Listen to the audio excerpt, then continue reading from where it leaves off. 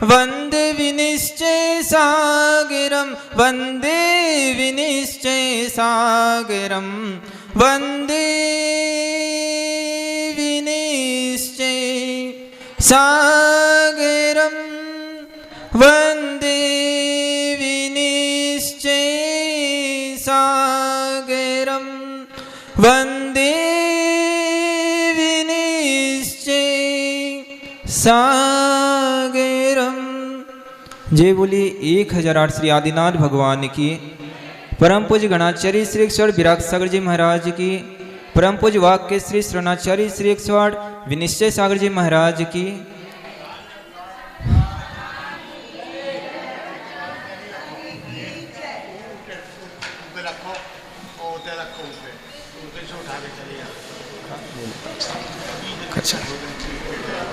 नहीं बोलूँगा, कुछ नहीं बोला करना करने।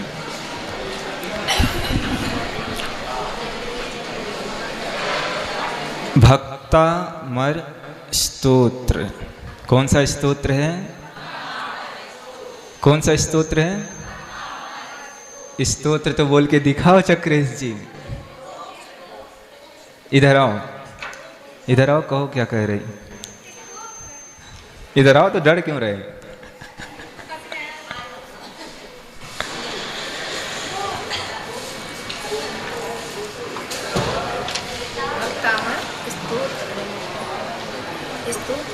ठीक है।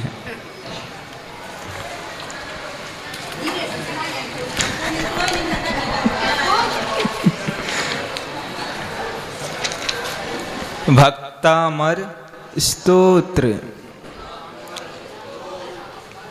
आचार्य मानतुंग स्वामी द्वारा रचित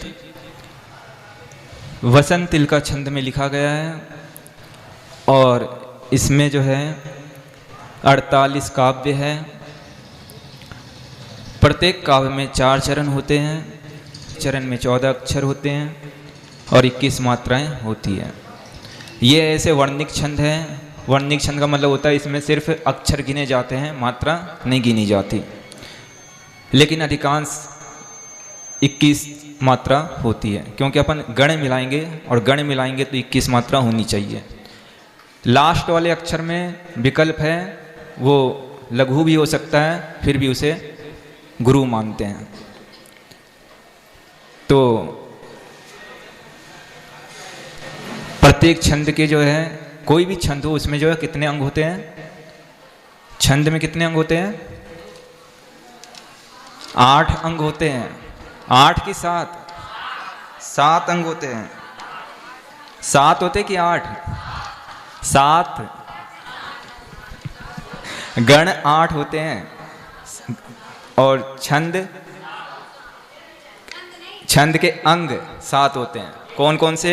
चरण, वर्ण, संख्या या क्रम, लघु और गुरु, यति, गति और तुक। इस प्रकार से ये प्रत्येक छंद में होंगे। तो अपना पहला जो छंद था उसमें ये 7 चीज़ें हमने समझा दी थी। गति मतलब बढ़ना और यति मतलब रुकना। कहाँ बढ़ना है और कहाँ रुकना है, कहाँ बोलना और कहाँ रुकना है। तुक यानी लय। और चरण आपको बता ही दिए। गण, यह माता राजवा नस्लगम। क्या, कौन सा गण है? यह माता राजवा नस्लगम, यानी कि इसमें 8 गणों के नाम आ गए।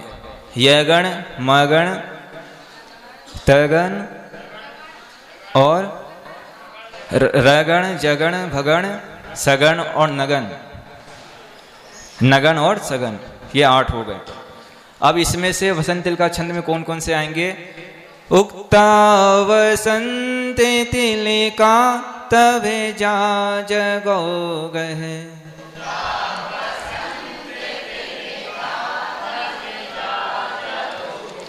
यानी कि तगन, भगन, जगन 2 बार और 2 गुरु। इस प्रकार ये वसंत तिलका छंद की पहचान है। अपन ने यहाँ तक समझ लिया था।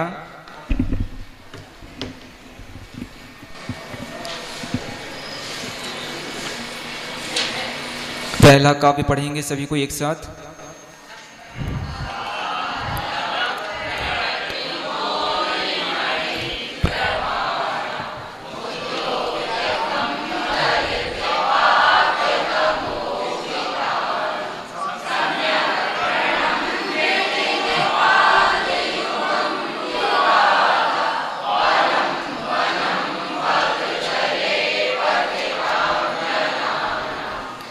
बस बस बस, आप लोग थोड़ा बेंच को इधर ले आओ अंदर की ओर। आप लोगों से कह रहा हूँ, ये दो बेंच जो लगे ना इधर ले आओ अंदर की ओर, उधर महिलाएं बैठेगी।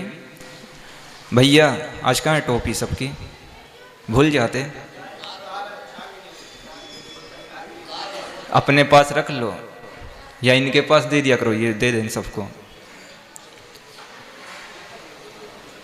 महिलाएं लाइन बना के बैठो, ये वाली लाइन खड़ी हो जाओ पीछे की, ये वाली लाइन, हाँ खड़े होकर उस साइड जाओ, आप लोग सब उठ के उस साइड जाओ। पुरुषों की लाइन में नहीं बैठो, खड़े हो जाओ। आप लोगों से कह रहा हूँ पीछे जाओ उधर। भारत का नक्शा नहीं बनाना है, क्रम से लाइन से आगे पीछे और दूरी बनाते हुए बैठे हैं।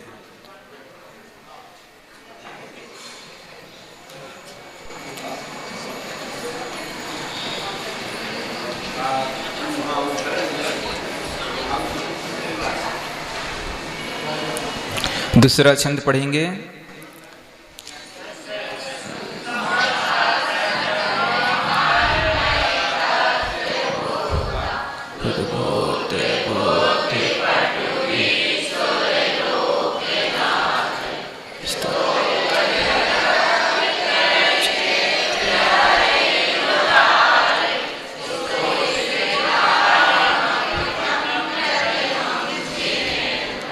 स्तोत्रैर लय बनेगी क्यों? क्योंकि आपने गलत याद कर लिया तो बनेगी कैसे? अब जो याद किया है वही चीज़ आएगी बार बार। अब इसको बहुत मतलब कि ज़्यादा इसमें आपको प्रयास करना पड़ेगा, तब जाके आपका सुधर पाएगा, नहीं तो आप जैसा पढ़े हो वही बोल लोगे। अभी जो बिल्कुल नया पढ़ रहा है कोई, वो बिल्कुल सही पढ़ लेगा क्योंकि उसने पहले कभी पढ़ा नहीं है। स्तोत्रैर जगत त्रितय, स्तोत्रैर जगत त्रितय चित्त हरि रुदारि।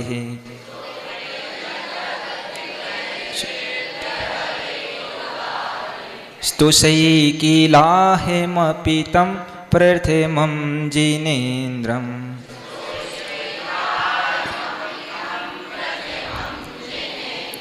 चलिए तीसरा छंद पढ़ेंगे।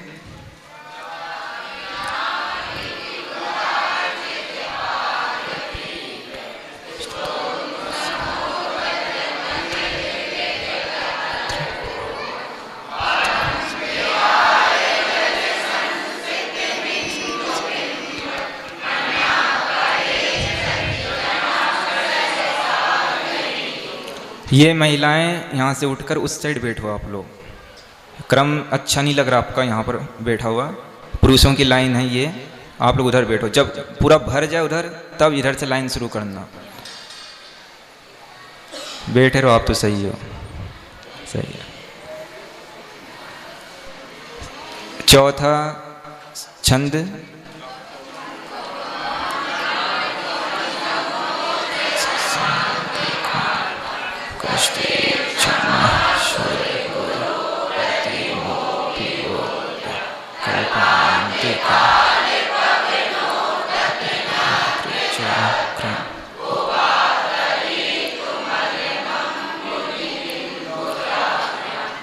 चलिए अब जो है पांचवा छंद अपन पढ़ेंगे। ये पांचवा छंद जो है, नेत्र में अगर कोई विकार है, आँखों की रोशनी कम हो रही है, तो इसके लिए छंद बहुत लाभदायक है। निस्वार्थ भाव से इस छंद को पढ़ने से जो है नेत्रों की रोशनी में बहुत ज़्यादा अंतर आ सकता है, आपको फिर से दिखने लग सकता है। दीदी यहाँ नहीं बैठना, उस साइड। चलिए तो पढ़ते हैं पांचवा छंद। सोहम सोहम सोहम सोहम सोहम, ये मंत्र है। सोहम सोहम की माला जपते जाओ। मैं वही हूँ। कौन हूँ मैं? जैसे भगवान आप हो वैसे ही मैं हूँ। सोहम सोहम सोहम। ये ध्यान के लिए जो है ना, ध्यान सूत्राणी में आचार्य मांगनंदी आचार्य ने लिखा है, तथापि तथापि तथा तथा पी तथापि तव तव भक्ति वसान भक्ति वसान मुनीस। सोहम तथापि तव भक्ति वसान मुनीस।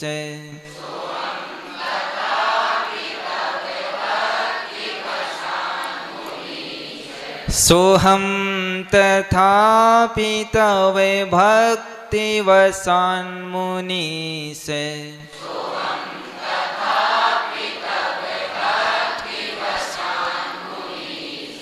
बोलिए।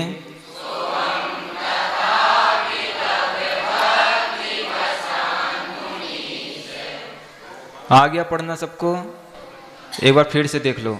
सोहम सोहम तथापि तथापि तव भक्ति भक्ति वसान, आधा न तक बोलना, वसान भक्ति वसान मुनीस।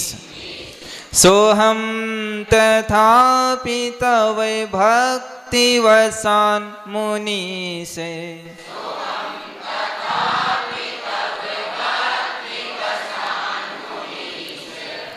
कर्तुम कर्तुम कर्तुम कर्तुम स्तवम स्तवम स्तवम स्तवम कर्तुम स्तवम। देखो आधा स को है ना कर्तु के साथ भी पढ़ सकते थे, लेकिन वहाँ पहले से आधा अक्षर है, मैं है आधा अक्षर, इसलिए उसमें आधा स नहीं जोड़ सकते। नहीं तो अपन कर्तुस बोलते हैं, लेकिन उसमें मैं जुड़ा है इसलिए कर्तुम अलग हो गया, तो यहाँ पर आधा स का उच्चारण अलग से करना पड़ेगा। कर्तुम स्तवम। विगत विगत विगत शक्ति शक्ति रपि रपि रपि, आधा पक उच्चारण करेंगे रपि। प्रवृत्त प्रवृत्त रपि प्रवृत्त। कर्तुम कर्तुम स्तवम। विगत शक्ति रपि प्रवृत्त। प्रवृत्त प्रवृत्त। कर्तुम स्तवम विगत शक्तिरपि प्रवृत्त है।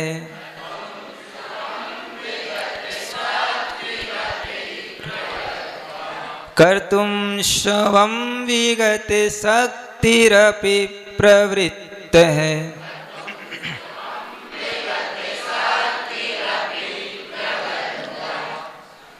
प्रीत्यात्म प्रीत्यात्म प्रीत्यात्म प्रीत्यात्म। वीर्य वीर्य मविचार्य मविचार्य मविचार्य। मृगी मृगी मृगी नहीं बोलना, म में री लगा है और म में र लगा है, दोनों में अंतर है। म में र लगेगा तो मर बोलेंगे और म में री लगेगा तो मृ बोलेंगे। मृगी मृगेंद्रम मृगी मृगेंद्रम। आप लोग क्या करते हो, जैसे ग्रह है और गृह है, दोनों में बहुत अंतर है, लेकिन आप जो ग में र लगा देते हो उसका अर्थ घर समझ लेते हो, वो ग्रह हो गया। और एक ग में री लगाओ तो उसका गृह, गृह का मतलब मकान घर। ये र और री में अंतर है, तो अक्षर लिखते हो तो थोड़ा ध्यान रखा करो इस चीज का। मृगेंद्रम मृगेंद्रम मृगी मृगेंद्रम मृगी मृगेंद्रम मृगी मृगेंद्रम मृगी मृगेंद्रम। प्रत्यात्म वीर्य मविचार्य मृगी मृगेन्द्रम। प्रत्यात्म वीर्यमविचार्य मृगे मृगेन्द्रम।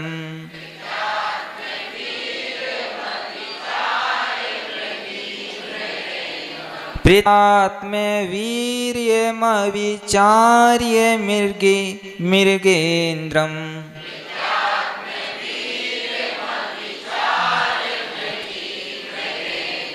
नाव्येति नाव्येति नाव्येति नाव्येति। किम किम निज निज शिशो शिशो। किम निज शिशो। परिपाल परिपाल परिपाल नार्थम नार्थम। नाव्येति किम निज शिशोः परिपाल नार्थम। नाव्येति किम निज शिशोः परिपाल नार्थम। नाव्येति किम निज शिशोः परिपाल नार्थम। नाव्येति किम निज शिशोः परिपालनार्थम।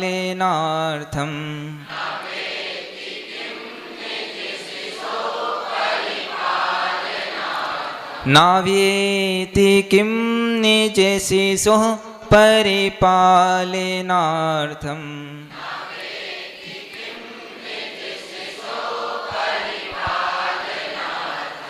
सोहम तथापि तव भक्तिवशान्मुनीश।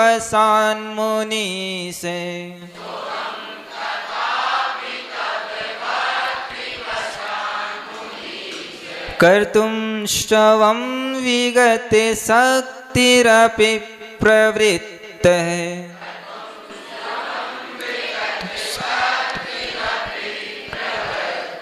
प्रत्यात्म वीर्यमविचार्य मृगी मृगेन्द्रम।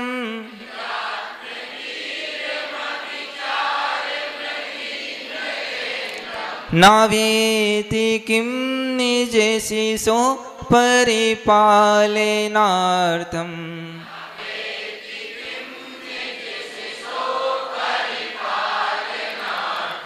बोलिए सभी कोई।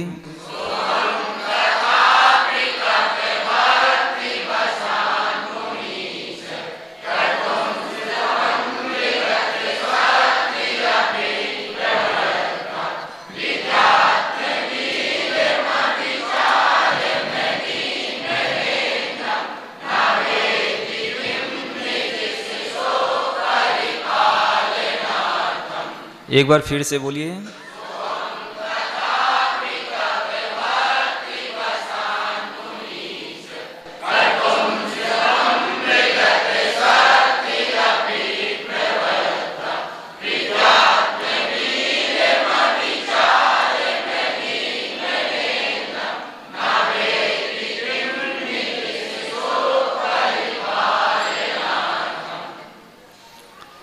सोहम। सोहम का मतलब स धन अहम। स मतलब वह, अहम मतलब मैं वही मैं।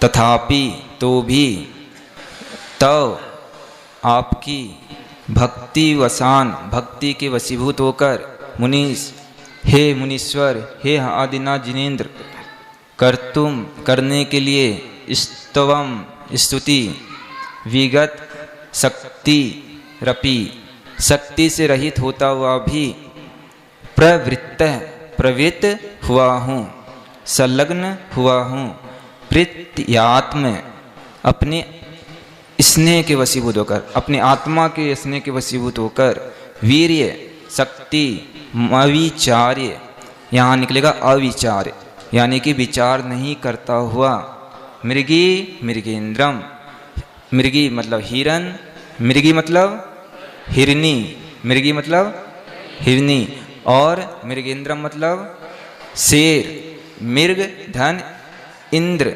यानी हिरणों का राजा कौन है? इंद्र कौन है? शेर। क्योंकि शेर आता है तो हिरण जो होते वो अपने आप ही भयभीत हो जाते हैं। शेर को आवाज़ सुन के ही सारे जानवर भयभीत हो जाते हैं। तो ये जो है मृगों का राजा भी कहलाता है। ना आभेति, ना मतलब नहीं, आभेति मतलब आता है। किम क्या, निज शीशो, निज मतलब अपना, शीशो मतलब बच्चों को, बच्चों की परिपालनार्थम, परिपालन करने के लिए। यानी आचार्य भगवान ये कह रहे हैं कि हे भगवान, मेरे पास शक्ति नहीं है, फिर भी भक्ति करने के लिए, भक्ति के वशीभूत होकर मैं स्तुति करने के लिए प्रवृत्त हुआ हूँ। जैसे बच्चों से सबसे ज़्यादा प्यार कौन करता है? माँ करती है। हिरण, हिरनी और हिरनी के बच्चे एक बहुत भरे घने जंगल में खेल रहे थे। अचानक सामने से शेर आ जाता है और शेर आ गया है तो अब जो है वो 4-5 बच्चे थे, उसमें से एक को शेर ने पकड़ लिया। बच्चे तो डर गए सब। अब जो हिरनी है यानी उस बच्चे की माँ जो है, उसको पता है कि मैं शेर से नहीं लड़ सकती, पता है कि मेरे में सामर्थ्य शक्ति नहीं है, फिर भी अपने बच्चे की जान बचाने के लिए बच्चे के मोह के वशीभूत होकर वो हिरनी भी शेर के सामने आ जाती है कि तुम मेरे बच्चे को छोड़ दो और मेरे से मुकाबला करो। उसी प्रकार आचार्य भगवान कह रहे हैं कि मुझ में शक्ति नहीं है कि आपकी भक्ति देवों के समान हम कर सकें। देवों की छोड़ दो, अपन जो है चक्रवर्ती के समान भी आपकी भक्ति नहीं कर सकते, उस धनंजय कवि के समान भी नहीं कर सकते। इतनी शक्ति, इतनी सामर्थ्य हम में नहीं है, फिर भी अपने को, आपको नहीं, हमें अपनी आत्मा से मोह है कि मेरी आत्मा पाप में नहीं लग जाए, पाप में नहीं फंस जाए। इस आत्मा को पाप से बचाना है। तो इस आत्मा के स्नेह के वशीभूत होकर मैं आपकी भक्ति करने के लिए प्रवृत्त हुआ हूँ कि कम से कम मेरी आत्मा तो पाप कार्यों से लिप्त ना हो। शक्ति नहीं है, भक्ति करने की ताकत नहीं है मेरे में। पाप कार्य करने के लिए बहुत ताकत है। किसी से अगर मोबाइल पर बात करना हो, अगर घंटी भी आ जाए तो अगर बिस्तर पर सोए हो तो तुरंत उठ के मोबाइल पर बात करने लग जाते हो। अभी बोलने की ताकत नहीं थी, अगर एक छंद बोलेंगे भैया बोल के सुनाओ, आवाज़ नहीं निकल रही, 2 दिन के उपवास है, मोबाइल आ जाए, हाँ हाँ अच्छे, हम बहुत अच्छे, इतनी तेज बोलोगे पूरे घर के लोग जाग जाएंगे। ये शक्ति कहाँ से आ गई? भक्ति के लिए शक्ति नहीं है, बाकी सब कार्यों के लिए आपके पास शक्ति है। आचार्य भगवान कह रहे शक्ति को नहीं छिपाना। और कार्यों में शक्ति तो छिपा लो कि नहीं है मेरे पास शक्ति पाप करने के लिए, दुकान जाने की शक्ति नहीं है, नहीं जाएंगे आज, कुछ नहीं बिगड़ेगा। लेकिन मंदिर में आने के लिए, भगवान की भक्ति करने के लिए शक्ति नहीं है तो भी आना है, क्योंकि अपने को आत्मरक्षा करना है, अपने आत्मा की रक्षा करना है। और जब ये तक ये श्रद्धा नहीं आएगा कि हम भक्ति क्यों करते हैं, भगवान को सुनाने के लिए नहीं करते, अपने आत्मा का कल्याण करने के लिए भक्ति करते हैं। और भक्ति में ऐसी तल्लीनता हो जाए, कैसी ऐसी तल्लीनता हो जाए कि आए थे आप प्रवचन सुनने, लेकिन आप जो प्रवचन शुरू नहीं हुआ था तो वहाँ पर चले गए चंदापुर भगवान के मंदिर में, और चले गए तो चंदापुर भगवान की मूर्ति आपको दिख गई। अब दिख गई तो आपको पता ही नहीं है कि प्रवचन सुनने आए थे, कि अभिषेक करने आए थे, कि हम कुछ करने आए थे। बस भगवान और हम, चंदापुर भगवान को देख लिया, अब नज़र हटे नहीं। कभी कभी ऐसी भावनाएं बन जाती है कि भगवान को देखते हैं तो अपने को लगता है देखते ही रहे, नज़र दूसरी तरफ जाए नहीं, दूसरा कार्य करे नहीं। आए थे बहुत कुछ करने के लिए, लेकिन कभी कभी ऐसी मन ऐसा हो जाता है कि आज तो भगवान को ही देखते रहे। अगर जरा से भी 5 मिनट का समय है और 5 मिनट हो जाए तो आंखों से आंसू निकल आते हैं, कितना जल्दी मेरे को जाना पड़ रहा है, लगता है 2 घंटे 4 घंटे बैठे रहे। जब ऐसी भक्ति कभी कभी होती है वो वास्तविक भक्ति कहलाती है। कभी स्तोत्र पढ़ते हैं, एक बार पढ़ लिया मन नहीं भरता, लगता पढ़ते ही जाए। तल्लीनता उस भक्ति में, उस स्तोत्र में तल्लीनता आ जाती है कि 1 बार 2 बार 4 बार 10 बार भी पढ़ लिया फिर भी मन नहीं भरे, तब वो कहलाती सच्ची भक्ति कि आज भगवान और भक्त, तीसरा कोई नजर ही नहीं आ रहा आपको। तब वो ना दुकान की फिक्र रहेगी, ना कोई विकल्प आएगा आपको, ना भोजन की विकल्प आएगी, ना घर का विकल्प आएगा, कोई भी विकल्प नहीं आएगा। काम बहुत है लेकिन बस भगवान की छवि देख ली तो अब कछु नहीं, भगवान के अलावा कुछ भी नजर नहीं आ रहा है। ऐसी भक्ति करने के लिए आचार्य भगवान कह रहे हैं, जबरदस्ती नहीं कह रहे हैं, आपकी इच्छा हो तो करो, और भक्ति किसी से जबरदस्ती करवाई नहीं जा सकती। आपके अंदर ताकत है, आपके अंदर श्रद्धान है तो अपने आप ही भक्ति प्रकट होगी, क्योंकि आपको अपनी आत्मा से स्नेह है। आपको तो है नहीं, नरक में चले जाएगी फिर आ जाएगी, निगोर में चले जाएगी फिर से आ जाएगी, क्या करना, आत्मा थोड़ी मरती। ऐसे भाव है ना आपके। अगर स्नेह होता कि नहीं आत्मा अभी तक संसार में भटक रही है और उसका कारण मैं हूं, तो उस कारण को मिटाओ कि मेरे कारण मेरी आत्मा दुखी ना हो, इसको वो चीज देंगे जो इसको चाहिए। और आत्मा को क्या चाहिए? आत्मा स्वभावम प्रभाव भिन्नम, आत्मा का स्वभाव प्रभावों से भिन्न है। तो आत्मा का स्वभाव जो है उस स्वभाव तक आत्मा को पहुंचाने के लिए अपन को निस्वार्थ भक्ति करनी चाहिए। 6 नंबर की काव्य में बहुत ही विशेष है उन लोगों के लिए जिनकी जो है बुद्धि कम चलती है, जिनको पढ़ने के बाद भी याद नहीं होता, जो बहुत मेहनत करते हैं लेकिन सफलता नहीं प्राप्त करते, वो लोग ये 6 नंबर का काव्य पढ़ने के बाद अगर पेपर में लिखोगे ना तो पेपर में अच्छे नंबर आ जाएंगे। लेकिन ये नहीं करना कि महाराज ने कहा है तो अब पढ़ लो, स्वार्थ भाव से तो बिल्कुल नहीं। निस्वार्थ भक्ति होनी चाहिए कि भगवान मैं तो कुछ जानता ही नहीं हूँ, अज्ञानी हूँ, लेकिन मुझ में वो ज्ञान आ जाए जिस ज्ञान को आपने प्राप्त किया है। ऐसे भाव से ये 6 नंबर के काव्य बच्चों को पढ़ाना चाहिए और प्रतिदिन इसका एक मंत्र एक बार 108 बार इसका वो करना चाहिए माला। कम से कम आप जो बुद्धि बच्चों में नहीं आ पा रही है धीरे धीरे आने लग जाएगी। लेकिन कैसे? सच्चे भाव से, हृदय से। वो टाइम पास नहीं करना है कि 108 बार करना है तो बस करे जा रहे, अब गलत पढ़ दिया कुछ भी कर दिया 108 बार होना चाहिए, ऐसा नहीं। अरे एक उच्चारण करने में आपको आधा घंटा लग जाए तो भी कम है, अल्प का उच्चारण करने में आपको आधा घंटा भी लग जाए उसी के बारे में सोचते रहो तो भी कम है। ऐसे भक्ति होती है। वो भक्ति करने का टाइम मुझे आज तक मिला नहीं। मैं बहुत सोचता हूँ कि प्रांजल सागर जैसी भक्ति करके दिखाओ, इच्छा बहुत होती है, कहीं कहीं सोचता हूँ कर लूँ आज ऐसा, लेकिन क्या करें, खट खट खट। प्रांजल जी महाराज, हाँ भैया बोलो क्या काम है? अरे ये आचार्य श्री बुला रहे, अच्छा भैया चलो। अरे वो स्वाध्याय का टाइम हो गया, चलो। सामायिक का टाइम हो गया, चलो। अब भक्ति करने का टाइम ही रहा है। मैं झूठ नहीं कह रहा हूँ, कहीं मिल जाए ना तो बस सब छोड़ के एक जगह बैठे रहो, आनंद ही आनंद, परमानंद, कछु नहीं करने, आहार हो जाए बस आहार हो जाए, उसके बाद तो भक्ति में देखो खाली पेट ना होए भजन, है ना महाराज? पेट अच्छे से भर जाए उसके बाद भी भक्ति में आनंद ही आनंद है। चलिए 6 नंबर का काव्य देखेंगे।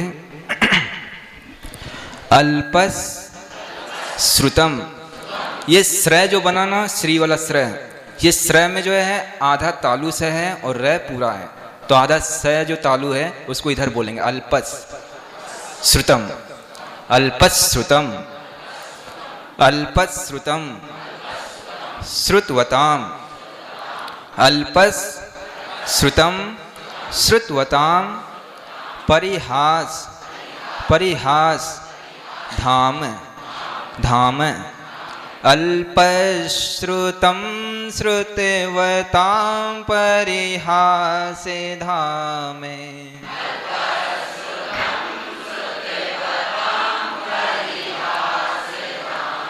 अल्पश्रुतं श्रुतवतां परिहासे धामे,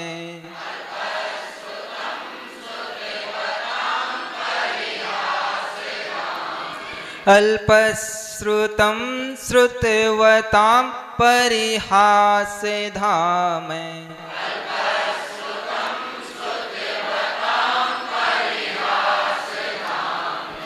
त्वद त्वद त्वद त्वद त्वद त्वद भक्ति त्वद भक्ति रेव रेव रेव मुखरी मुखरी मुखरी कुरुते कुरुते कुरुते कुरुते बलान बलान माम बलान माम बलान माम त्वद भक्ति रेव मुखरी कुरुते बलान माम तद्भक्तिरेव मुखरी कुरुते बलान माम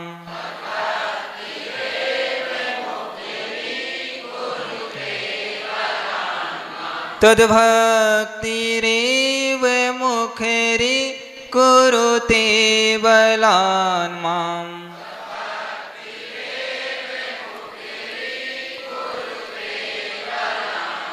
अल्पश्रुतं श्रुतवतां परिहासधामय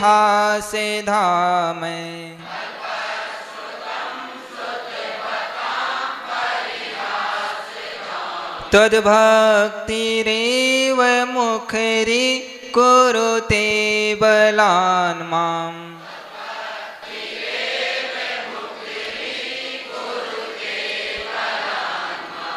यत् कोकिलः यत् यह और आधात है यत् कोकिलः यत् कोकिलः किल किल मधो मधो मधो मधुरम मधुरम मधुरम वीरोति वीरोति यत् कोकिलः यत् कोकिलः किल मधो मधुरम विरोति विरोति यत् कोकिलः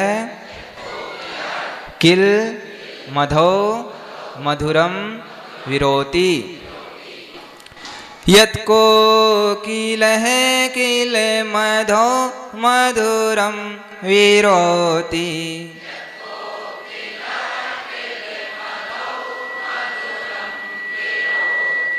यत् कोकिलः किल मधो मधुरम विरोति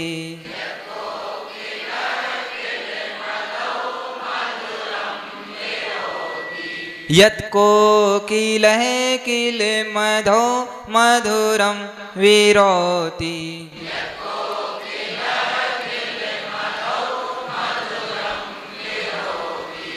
तच्च चाम्र तच्चाम्र तच्चाम्र तच्चाम्र तच्चाम्र तच्चाम्र चारु चारु कलिका चारु कलिका निक रैक निक रैक हेतु तच्चाम्र त और आधा च तच चाम्र चारु कलिका निकरेक हेतु तच्चाम्र चारु कलिका निकरेक हेतु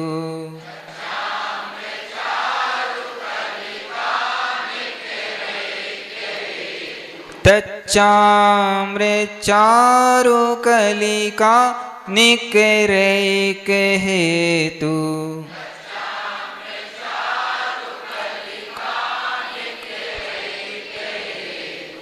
अल्पश्रुतं श्रुतवतां परिहासधामय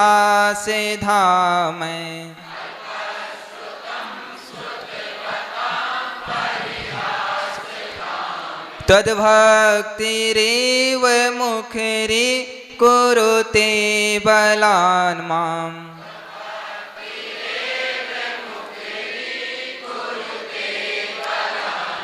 यत्कोकिलः किल मधो मधुरा विरोति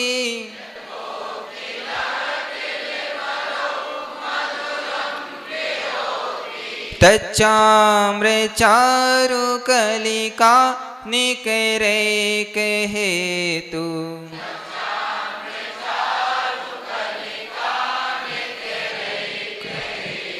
बोलिए सभी को एक साथ।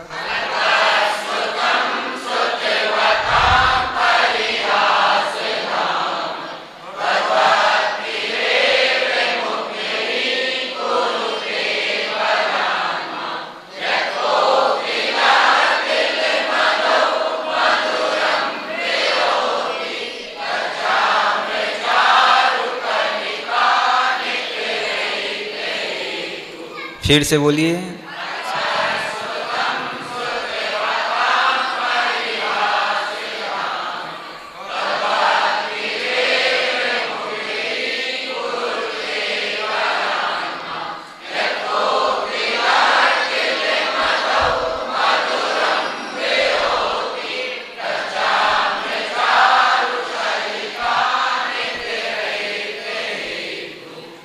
आ गया पढ़ना?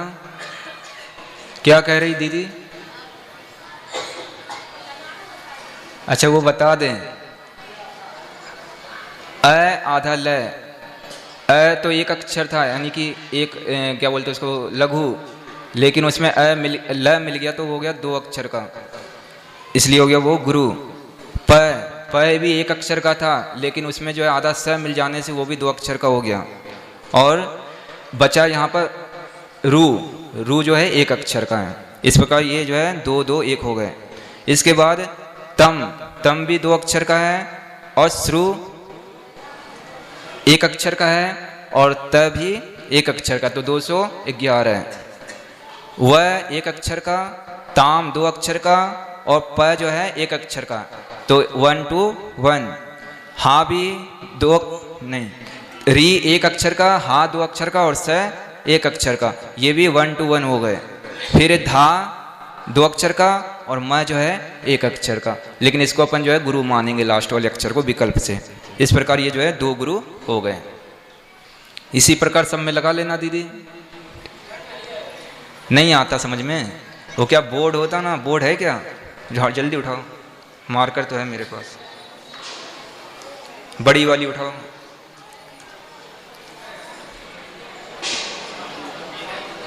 हाँ यही वाली उठा, पोछो साफ करो। एक कपड़ा दे दो, थोड़ा सा नैपकिन होगा किसी के पास?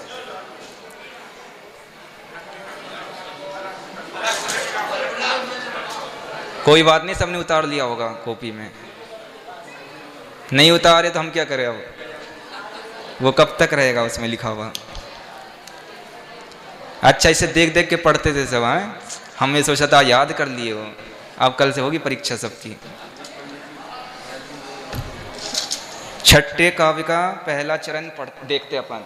यहां पर लिखा अल्प, अक्षर दिख रहा सबको? नहीं दिख रहा? और ये लिखा ल।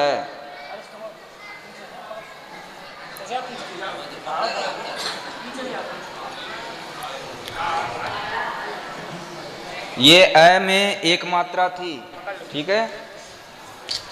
अरे यहीं रखो ऊपर ही। अरे ऐसे हम लिखेंगे कैसे फिर? तुम छोड़ दो, तुम छोड़ दो, हम पकड़ो, इधर से पकड़ो, तुम आ जाओ उस साइड से, आ जाओ कोने किनारे से। ये अल हो गया। इसमें अ की एक मात्रा, हम 5 हर्ष अक्षर बताए थे, उसकी एक मात्रा होती है अ, ई, उ, री। तो अ की एक मात्रा थी, लेकिन आधा अक्षर मिल जाने से इसकी जो है कितनी हो जाएगी? कितनी मात्रा हो जाएगी? 2। इसके बाद है प के बाद श्र और श्रु लिखा है। ये श्रु कैसे लिखा ये बता दें हम आपको। कपड़ा दियो। ये श्रु लिखा है, देखो आधा स और र में रू आ गया समझ में? तो ये हो गया श्रु, हो गया श्रु, हुआ कि नहीं? आधा स और रू से मिला श्रु। तो ये जो है स इसके साथ बोलेंगे प के साथ। प का एक अक्षर था, लेकिन ये स मिल जाने से इसकी हो गई 2, हो गई। और ये बचा रू, रू छोटी है। रू भी दो तरह की होती है, एक होता है एकदम चिपका हुआ यहाँ से, ये छोटी ऊ की मात्रा, और एक र में ऐसे बड़ा लिखा होता है, ये होती है बड़ी ऊ की मात्रा। अगर ऐसा लिखा होगा तो 2 गिनेंगे और ऐसा लिखा होगा तो 1 गिनेंगे। तो यहाँ पर ऐसा नहीं लिखा है, ऐसा चिपका हुआ लिखा है, तो इसकी 1 मात्रा होगी। आगे समझ में? तो ये 2 2 1 हो गए 221, इसको कहते हैं 221। आ गया समझ में? आ गया समझ में? अब नहीं आया समझ में? अभी भी नहीं आया?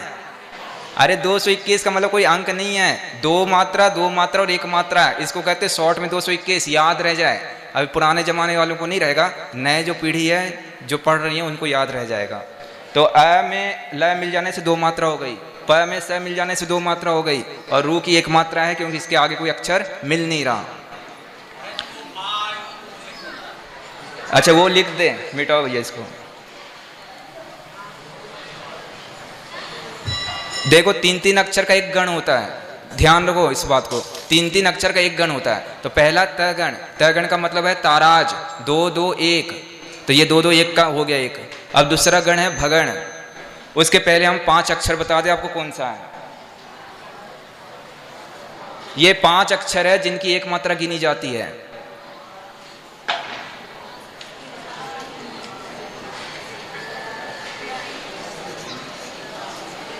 ये 5 अक्षर है जिनकी 1 मात्रा गिनी जाती है, अ ई उ री री, अ ई उ री री। जब भगवान को जो है केवल ज्ञान के बाद मोक्ष योग निरोध करते हैं, उनके बाद जो उनका क्या बोलते वो मोक्ष होता है, तो ये इतने 14 गुण स्थान का समय कितना है? इतना ही है। इतना उच्चारण करो, इतने समय में भगवान को मोक्ष हो जाता है।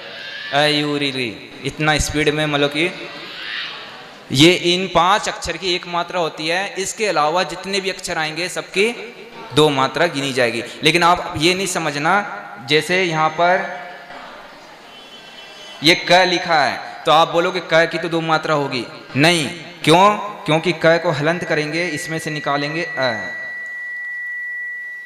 जितने भी व्यंजन हैं, व्यंजन वर्ण जानते हो? नहीं जानते हो तो हिंदी के टीचर से पढ़ना, क ख पूरा पढ़ के आना। तो उसमें जो है क में अ मिला होता है पहले से। जितने भी व्यंजन होते हैं उसमें स्वर मिला होता है, और स्वर में कौन सा? अ। सब व्यंजन में मिले होते हैं। तो अपन ने क लिखा, क में अ निकाल लिया, तो क आधा हो गया, अ पूरा हो गया। तो ये अ की कितनी मात्रा होती है? 1, तो 1 लिख दिया अपन ने। व्यंजन की कोई मात्रा नहीं होती। उसके बाद फिर अपन ने अगर यहाँ पर लिखा है की लिखा, अब इसको क को हलंत करके और इसमें से ई निकाल लेंगे, तो ई की भी 1 मात्रा। और यही अगर क में बड़ी ई की मात्रा होती तो इसमें से क निकाल के ई बड़ी हो जाती, तो ई की 2 मात्रा हो जाती। आगे समझ में? तब इसके बाद अल्प हो गया, शुरू हो गया। अब लिखते तम। आचार्य श्री को बुला लो। तम लिखा, तम में बिंदी रखी है। बिंदी का मतलब है त हलंत करो, हलंत करने से यहाँ पर निकलेगा अम। क्या निकलेगा? अम। अह, सबकी 2 मात्रा होती है। तो यहाँ इसकी कितनी हो गई? 2 मात्रा। उसके बाद है श्रु। श्रु की आपको बताया था, आधा स पहले लिखा हो, आधा अक्षर पहले लिखा हो तो उसकी कोई मात्रा नहीं गिनेंगे। तो यहाँ पर बचा रू, रू की 1 मात्रा। उसके बाद है वह नहीं, तय की 1 मात्रा। तो 2 1 1, ये जो भगण हो गया, भानस। भगण का मतलब भानस, पहले 2 अक्षर चाहिए, फिर 1 अक्षर और फिर 1 अक्षर। तो 2 अक्षर हो गए, फिर 1 अक्षर और फिर 1 अक्षर। इस प्रकार ये अपना दूसरा गण भी कंप्लीट हो गया। तीसरा गण है जगण। जगण का मतलब जभान। जभान का मतलब एक छोटा, दूसरा बड़ा और तीसरा छोटा चाहिए। तो यहाँ पर जो है तय तक देख लिया अपन ने। अब है वह, मिटा दो इसको। क्या कह रहे? मोबाइल पर लग गए।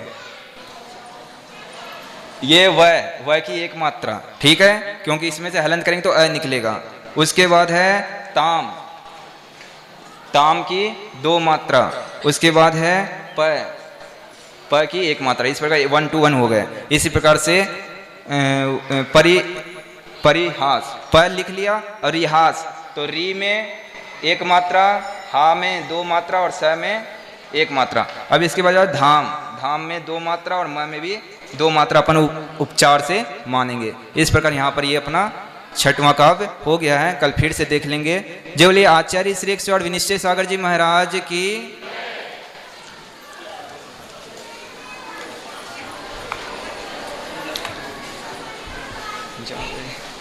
ठीक है, जाओ दीदी से।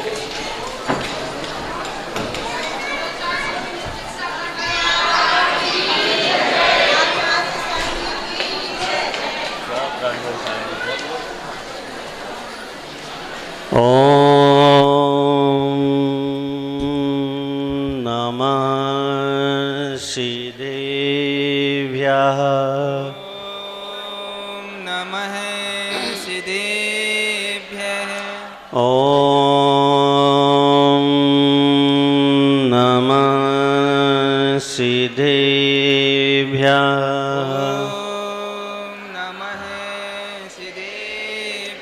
ओम नमः श्रीदेव्याः।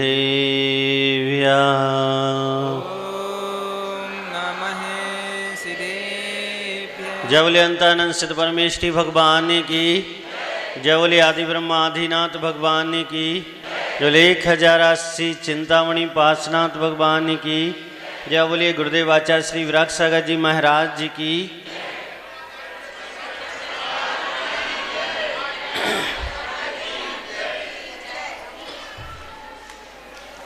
भव्य आत्माओं, आप स्तोत्र पढ़ रहे हैं और संसारी व्यक्ति के लिए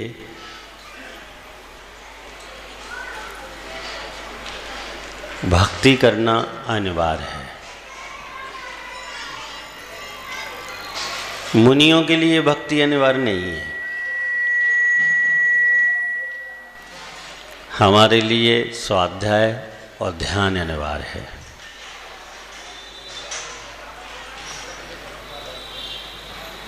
क्योंकि मार्ग का जो पहला चरण है वो भक्ति है। और गहराई में चले जाएं तो भक्ति का अर्थ होता है श्रद्धान।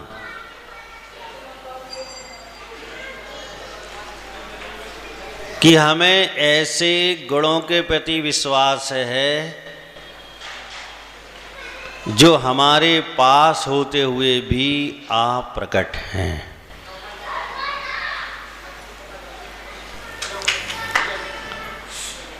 और जब वो हमारे पास हैं तो हमें प्राप्ति के लिए यही मार्ग है कि हम दूसरे के गुणों को समझने की कोशिश करें। और जब हमें सामने वाले में गुण समझ में आते हैं तो आस्था उत्पन्न होती है, विश्वास बनता है, भक्ति प्रकट होती है और उसका फल हमें मिलता है। भक्ति की शर्त है भाव सहित होनी चाहिए।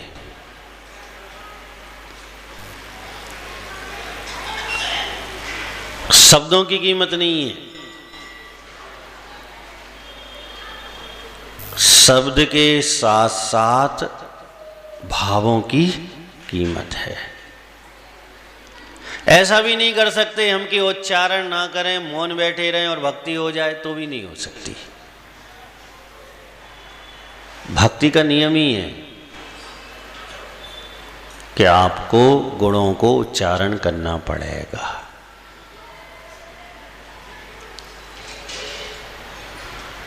और जब हम बस भक्ति का वास्तु देखते हैं, सबके अलग अलग वास्तु होते हैं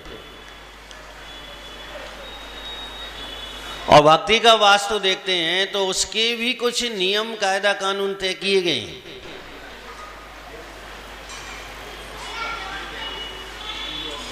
कि कैसे कर सकते हो। ऐसा नहीं है कि जैसे चाहे आए, जैसे चाहे खड़े हो गए, जैसे चाहे बैठ गए, जैसे चाहे शुरू कर दिया। नहीं, अगर उपचार करना है मात्र तो कुछ भी करिए, और आपको अंतस चेतना से भाव सहित भक्ति करनी है तो उसके वास्तु में भी आपको उतरना पड़ेगा। और सबसे बड़ा वास्तु है शरीर की स्वच्छता। स्नान होना चाहिए। स्नान भी कैसे? अशुद्ध पदार्थों से नहीं, शुद्ध पदार्थों से स्नान होना चाहिए। यानी शाकाहार वस्तुओं का प्रयोग उसमें होना चाहिए। आपका घर है, घर का वास्तु। एक व्यक्ति गया, एक खिलौना खरीद लाया। वो लगा ली थी ना, पेट बड़ा, मूछ बड़ी, लड्डू गोपाल, क्या कहते तुम लोगों से? हाँ वही। तुम्हारे पूरी घर की अशांति नष्ट कर देगा वो। लगाए हुए हो तुम कि सुंदर है, अच्छा लगता है, लोग आते हैं, लेकिन वो पूरे घर की शांति नष्ट कर देगा। मालूम है वो है क्या? चाइनीज व्यक्ति का पुतला है वो। और वो कैसे होते हैं? पेवर मांसाहारी।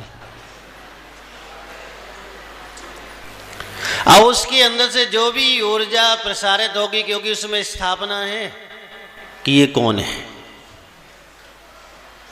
जैसे आपने ऊपर स्थापना कर रखी है बाहुबली की इस प्रतिमा में, ऐसी उसमें भी स्थापना है कि ये लड्डू गोपाल है।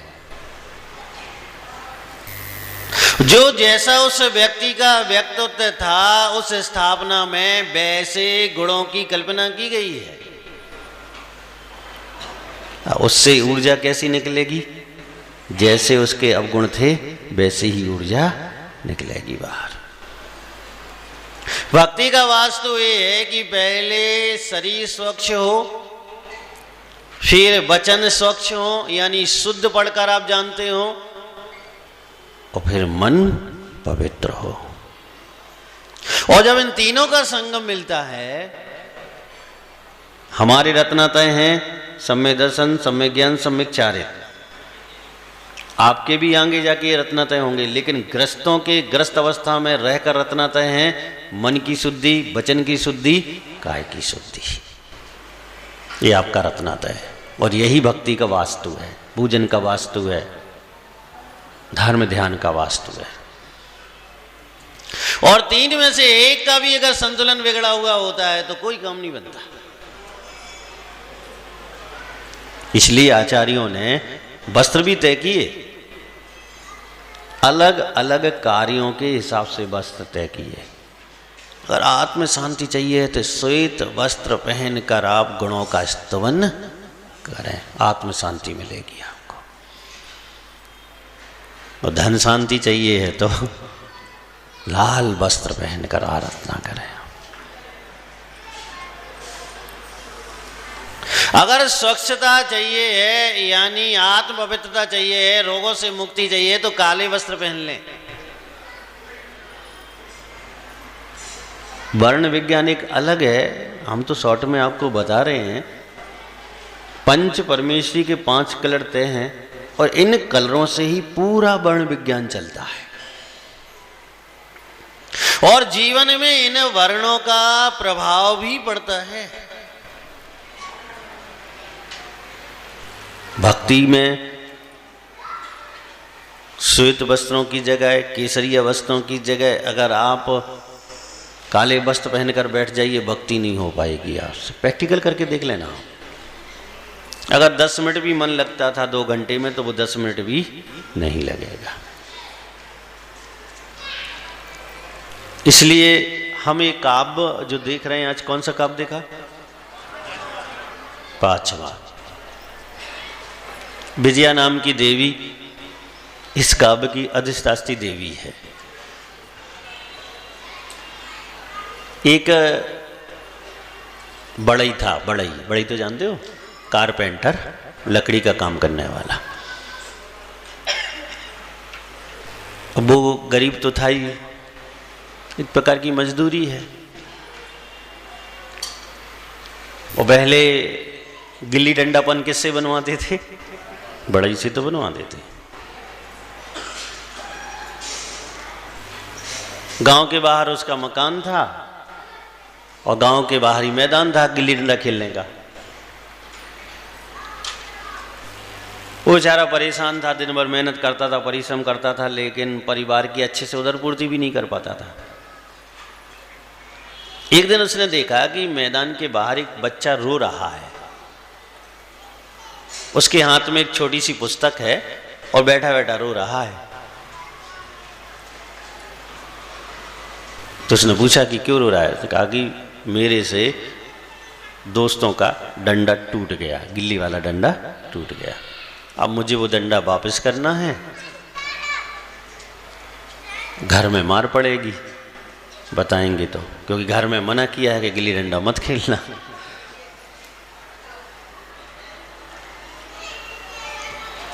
चलो उसको दया आ गई, उसने एक पतला सा जो बिक नहीं रहा था बहुत दिन से, वो डंडा उसे दे दिया कि तू ये डंडा दे दे और तू अब कर्ज से मुक्त हो जा। तो बच्चा इतना खुश हुआ, इतना खुश हुआ कि उसने कहा कि आप मेरी ये पुस्तक पकड़ लें, मैं डंडा दे के आता हूँ। उसने पुस्तक खोली तो ये 5वें नंबर का काप ऊपर ही लिखा हुआ था उस पर, और उस पर लिखा हुआ था कि इसकी भक्ति करने से अपार धन की प्राप्ति होती है। अंधा क्या चाहता है? गरीब को क्या चाहिए? रोटी तो चाहिए चाहिए। उसने विधि पढ़ी कि ऐसे बैठकर ऐसे वस्त्रों के द्वारा इस काव्य को अगर भाव सहित भक्ति की जाए, अपार धन की प्राप्ति होती है। उसने वैसा ही किया, बैठ गया धोनी लगा के। तुम मत बैठना, लेकिन कारण है द्रव, क्षेत्र, काल, भाव और भाव अभी थोड़ा सा निम्न श्रेणी का है। किसी भी कार्य की सिद्धि में संपूर्ण निमित्त सही चाहिए। हाँ, आज भी आप ऐसी जगह पहुंच जाओ जहां पर ये सब व्यवस्थित हो, वहां तुम इस काव्य को पढ़ो, अपार धन की प्राप्ति नियम से होगी। अब तुम कहो उसी घर में गड्ढा है, काहे का? समझदार हो, और उसमें तुम काव्य की करो। का हुई है? कछु नहीं होने, कुछ नहीं हुई है, क्योंकि जब द्रव ही शुद्ध नहीं है, अब वहां कौन सा देवी देवता अपना वास करेगा? वहां कोई नहीं करेगा। आप भी बैठते तो कैसे में बैठते हो? झरे पोछे में बैठते हो कि गंदे में बैठ जाते हो? ऐसा ही बस। और उसने विधि का पालन करते हुए ऐसा ही किया। विजया नाम की देवी सामने आ गई। क्या चाहिए? उसने कहा गरीब है और गरीब को चाहिए क्या है? उसने कहा गांव के बाहर पीपल का वृक्ष है, उसके चारों ओर खोदो, तुम जो चाह रहे हो वो मिल जाएगा। उसने वैसा ही किया। सोना, चांदी, हीरे जवाहरात निकले वहां। और वह देखते देखते गरीब से क्या हो गया? बहुत बड़ा अमीर हो गया। काव्य के उच्चारण की शक्ति, शरीर की पवित्रता और मन का सच्चा भाव, जब इनका संगम मिल जाता है तो फिर ऐसी ही उपलब्धियां होती हैं। अब देखो ऐसा है, अब आप कहो महाराज हमारे घर में गड्ढा खोदा है अब हमें काव्य को पढ़ने से मतलब क्या है? जा तो कह सकत तुम कहो फिर हमें शुद्ध करा रहा है। नहीं, फायदा फिर भी है। देवी नहीं आएगी, मैंने देवी आने का निषेध किया है, लेकिन पाप पुण्य में तो बदल सकता है। इसमें दो मत नहीं है कि आप जितनी ज्यादा से ज्यादा विधि का पालन करके भक्ति करेंगे उतना ज्यादा से ज्यादा क्या होगा? पुण्य बढ़ेगा, पाप घटेगा। और हमें वर्तमान में यही तो चाहिए। बोलो क्या चाहिए? तो मोक्ष तो तुम्हें मिलने वालों नहीं है। सोचत रहो, कहत रहो, मिल भी वाला तो नहीं है। क्योंकि किचन में आजकल टाइल्स लगे रहते, उसमें फल, चाय, मीठा, अब कहो ये देखा तो रहो, स्वाद भी नहीं आएगा और पेट भी नहीं करेगा। तो मोक्ष आपके लिए ऐसा ही है जैसे किचन में लगे हुए वो टाइल्स में फल, भोजन सामग्री। लेकिन पाप को पुण्य में बदलना साक्षात भोजन करने जैसा आपके लिए है। और अगर आप भाव सहित शुद्धि पूर्वक शरीर की पवित्रता के साथ अगर इस काव्यों की साधना करते हैं तो समस्याएं अपने आप समाधिष्ट हो जाती हैं। आपने छठवां काव्य पढ़ा होगा, अल्पस्सुतम। क्या कह रहे हैं मानसिंह स्वामी? मैं कैसा हूं? आपने कहू ने कही हुई है कि हम अल्प बुद्धि हैं। अरे हम जैसा समझदार ज्ञानी दुनिया में नहीं है। बड़े बड़ाई ना करें, बोल हीरा। हाँ, बड़ाई करने की कहाँ जरूरत है बड़ों को। जब शुरू में हम संघ में थे तो जैसे कभी कदाचित आषाढ़ भादो सावनो प्रवचन मिल जाते थे हम लोगों को, तो सबसे पूछते थे कैसे प्रवचन थे, कैसे प्रसन्न जी। से एक दिन आचार्य महाराज बोले, क्या तारीफ सुनने की आदत पड़ गई है क्या? बोले जिस दिन अपने आप कोई आपसे कहे कि बहुत अच्छे थे, उस दिन समझना कि प्रवचन अच्छे थे। और अगर तुम पूछ रहे हो तो बेचारा आफत थोड़ी कर लेगा ये कह के कि नहीं महाराज तुम्हारे प्रवचन अच्छे नहीं थे। अच्छा कौन कह देगा? कोई नहीं कहेगा। लेकिन वो उपत के आपके पास आए, गंभीर व्यक्ति आए, जानकार आगम का ज्ञाता आए, वक्ता आए, फिर बैठ के वो जब कहे, तारीफ करने वाले की भी योग्यता होनी चाहिए। जो चाहे तारीफ नहीं कर सकता और जिस चाहे की तारीफ में फंसना नहीं चाहिए हमें। जो कभी सामान्यतः किसी की तारीफ नहीं करता हो, पहली शर्त है तारीफ करने वाले की। अब जो देखो उसकी तारीफ करता है, जो मिल गया एरा खैरा नत्थू मत्थू सबकी कर रहा है, और के तारीफ करने से क्या प्रभाव पड़ना है? दिन भर गाता रहे वो तो सब कहेंगे तो पगला है, जब जाकी तारीफ करते रहते। जो किसी की नहीं करता हो, बड़ी मुश्किल में परीक्षक हो, जानकार हो कि आखिर इस व्यक्ति ने बोला क्या है, क्या इसके अनुरूप था, इसके पद के इसके अनुरूप था कि नहीं था ये बोलना।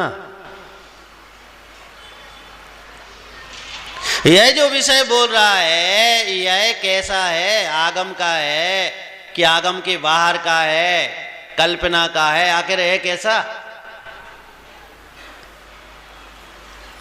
ऐसा व्यक्ति तारीफ करे तो मान लेना कि आपके पास योग्यता है। अब कोई चमचाई करने आ जाए, अरे महाराज आप तो बहुत अच्छे प्रवचन करते हो, समझ लेना कि प्रवचन आप बिल्कुल भी अभी अच्छे नहीं कर रहे हो। कभी कभी लोग बताने आते हैं कि आप प्रवचन अच्छे नहीं कर रहे। बताएगा कैसे? ऐसे कि आपके बहुत अच्छे प्रवचन थे। तो आचार्य महाराज ये कह रहे हैं कि मैं अल्प ज्ञानी हूं,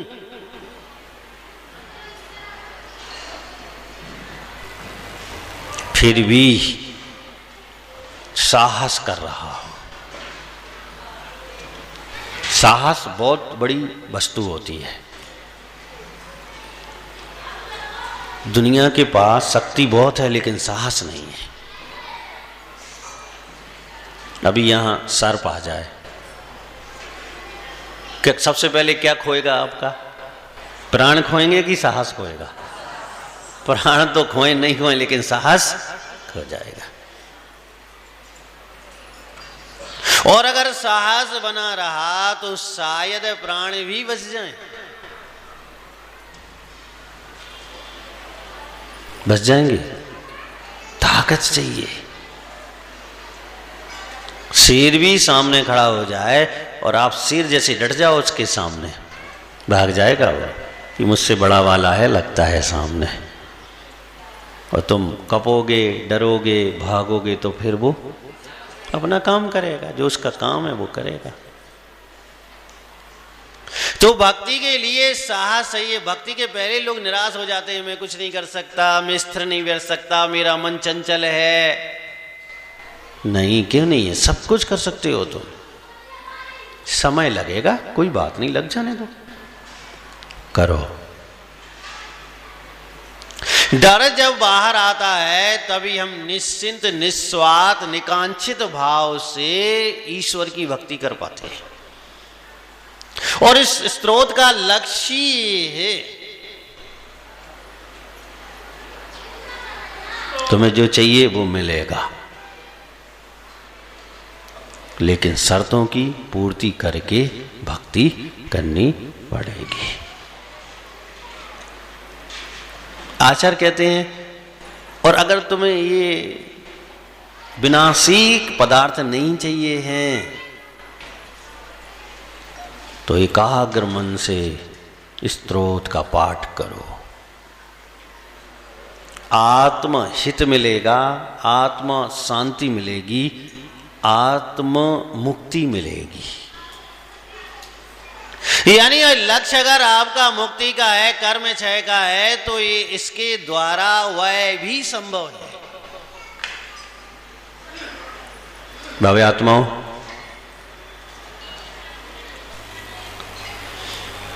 उच्चारण। भूतबली दंत मुनिराज ने, आचार्य परमेष्ठी ने धरसेन आचार्य के द्वारा दिया हुआ एक अक्षरहीन और एक अक्षर अधिक मंत्र जपा तो सारी शर्तें पूर्ण थी। योग्यता थी उनके अंदर, पवित्रता थी उनके मन के अंदर, स्थान पवित्र था, सब कुछ था, लेकिन अक्षर की हीनादिकता थी।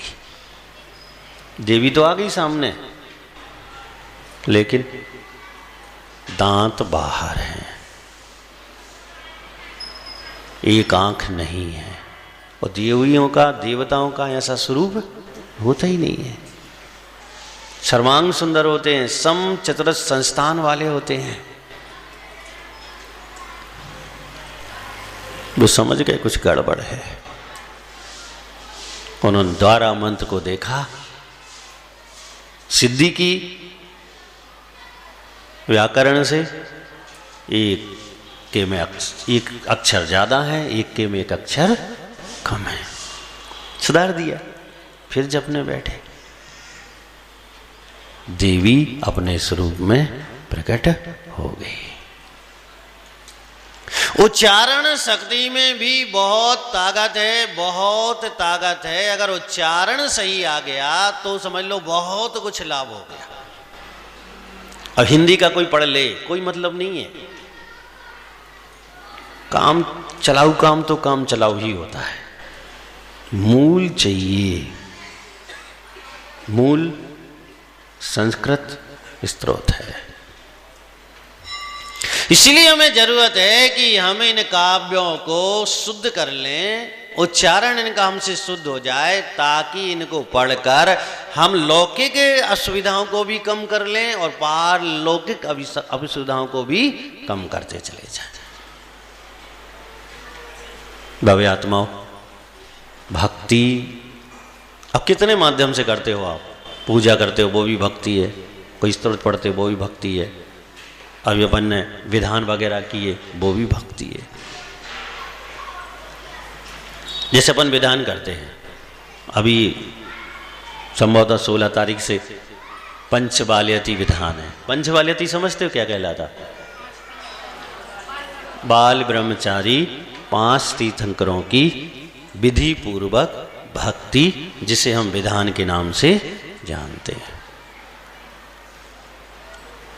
इससे 2 लाभ हैं। एक तो भक्ति हो रही है श्रेष्ठ व्यक्तित्व की, दूसरा लाभ है कि अगर भाव सहित अगर हम इसकी भक्ति में सम्मिलित होते हैं तो हो सकता है कि देवायु का बंध हो और लोकांतिक देव हो जाए। एक भव अवतारी, इसकी भी विधि है विधान करने की, बताएंगे जब विधान होगा क्या नियम पालन करना चाहिए और कैसे इस विधान में सम्मिलित होना चाहिए। और अगर भक्ति हम नियम कायदा कानून से करते हैं, जैसे महिलाएं हैं, इन्हें वस्त्र क्यों दिए जाते हैं? कि शुद्ध पहन के आ सकें। अभी सोच लेती हैं अब कल तो शुद्ध थी, अब आज क्या करना शुद्ध? आपने अपने फल को क्या कर लिया? नष्ट कर लिया। अब गाड़ी पे बैठ के आ गई, कौन अब महाराज को आहार देना है, और भगवान कौन देखते यहाँ है, क्या हो गया? फल आपने कम कर लिया। पंचबाल्यति विधान के इतने लाभ हैं, इतने लाभ हैं, गजब लाभ हैं, लेकिन तब हैं जब विधि का पालन करें। पुरुष वर्ग भी, अब वो गाड़ी पे आ गए, चलो स्कूटी से चलते हैं, स्कूटी तो 16 की रहती है, इसमें कपड़ा थोड़ी लगा है, नहीं शुद्ध नहीं हो सकते अगर आप उस पर बैठ के आ रहे हैं। हाँ वो अलग बात है कि आप फिर यहां वस्त्र बदलें, वो ठीक है फिर। लेकिन अगर शुद्धि पूर्वक भक्ति की जाती है तो उसका लाभ गृहस्थिक जीवन में और आध्यात्म जीवन में दोनों में लाभ मिलता है। इसलिए अभी से मन बनाना विधान में नहीं बैठने का। हाँ सागर वाले हैं, गजब लोग हैं, कब बना लें तो ऐसा बना लें कि दिखे ही ना आए थे। हाँ डर लगता है सागर वालों से हम लोगों को। अब वो आपकी इच्छा है कि कैसा मन बनाना है, लेकिन ये मेरी गारंटी है जो विधि मैं बताऊंगा, अगर उस विधि से आप उस विधान में बैठ गए तो हमसे 6-7 महीने बाद जरूर मिलोगे। आप कहोगे महाराज बहुत सी समस्याओं का समाधान हो गया। लेकिन अगर विधि से आप उसमें सम्मिलित हो गए तो इसी प्रकार से चाहे हम स्तोत्र पढ़ें, चाहे हम किसी भी प्रकार से किसी भी माध्यम से जिनेंद्र भगवान की भक्ति करें, उसके फल विधि पूर्वक करने से श्रेष्ठ से श्रेष्ठ जीवन में आते हैं। जय बोलिए गुरुदेव आचार्य श्री रक्षाकर जी महाराज की। हे शारदे माँ, हे शारदे माँ, अज्ञानता से हमें तार देना।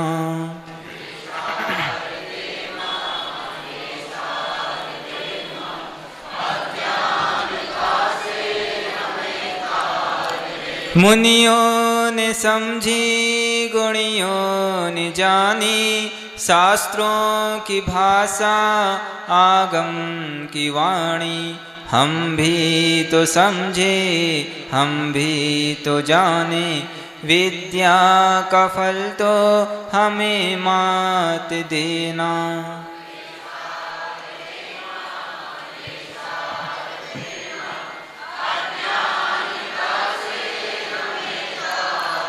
तू ज्ञान दाई हमें ज्ञान दे दे, रत्न त्रयों का हमें दान दे दे, मन से हमारे मिटा दे अंधेरे, हमको उजालों का शिवहार देना।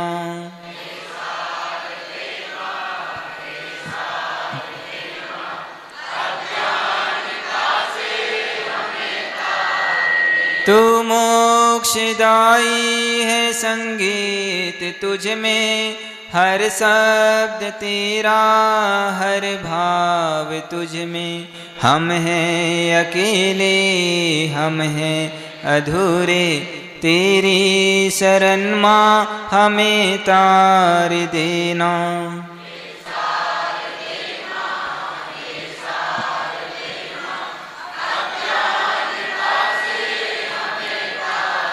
जवानी के ज्ञान से सूझे लोकालोक, सोआने मस्तक नमो सदा देत हूँ धोख।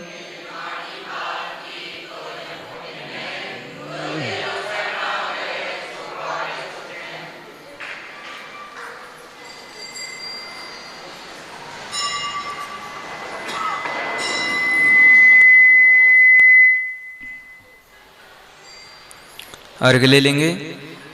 सुविभावों का निर्मल जल ले, विनय भाव का है चंदन। गुरु वंदन ही अक्षत है यह, भक्ति सुमन का अभिनंदन।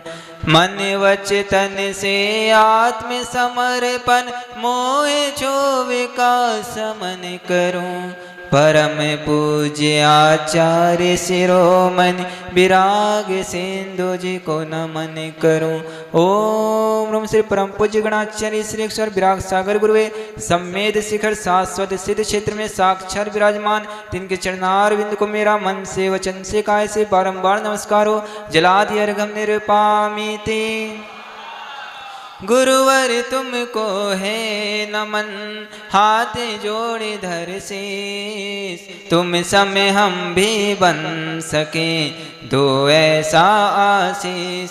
यही भावना भार है लेकर के यह अर्घ, रत्न त्रय निधि दो हमें, शिव पद मिले अनर्घ। ओम नमः शिवाय। परम पूज्य वाक्य श्री शरणाचार्य श्री अक्षर विनिश्चय सागर गुरुवे, साक्षात विराजमान तिनके चरणार बिंद को मेरा मन से वचन से काय से बारंबार नमस्कार हो। जलादि अर्घम निरुपामिति, सब कोई बैठकर नमोस्तु करेंगे। आशीष हाथे गुरु का जब से मिला है, संतोष का कमल जीवन में खिला है। निरदा में ही मिल रही मुझको सुवस्तु, मैं बारे बारे करता गुरु को नमोस्तु। मैं बारे बारे करता गुरु को नमोस्तु। परम पूज्य आचार्य श्री अक्षर विनिश्चय सागर जी महाराज की।